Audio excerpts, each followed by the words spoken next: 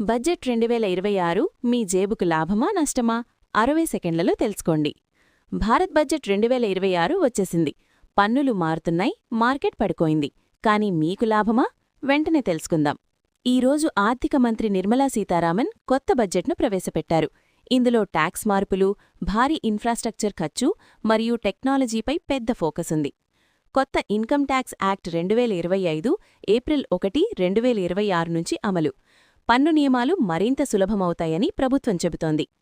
12.2 లక్షల కోట్ల భారీ ఇన్ఫ్రాస్ట్రక్చర్ పెట్టుబడి. ఇది భారత ఆర్థిక వృద్ధికి పెద్ద బూస్ట్. 17 క్యాన్సర్ మందులపై కస్టమ్స్ డ్యూటీ పూర్తిగా తీసేశారు. రోగులకు భారీ ఉపశమనం. స్టాక్ మార్కెట్కు షాక్.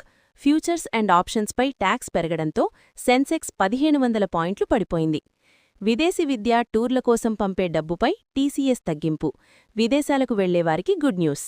రక్షణకు 7.85 లక్షల కోట్లు, రైల్వేలకు 2.77 లక్షల కోట్లు, టెలికాం రంగానికి భారీ పెంపు. అంటే అభివృద్ధిపై ప్రభుత్వం ఫుల్ ఫోకస్ పెట్టింది.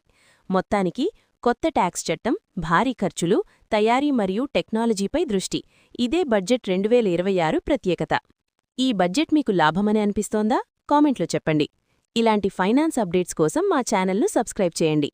వీడియో నచ్చితే లైక్ అండ్ షేర్ చేయండి.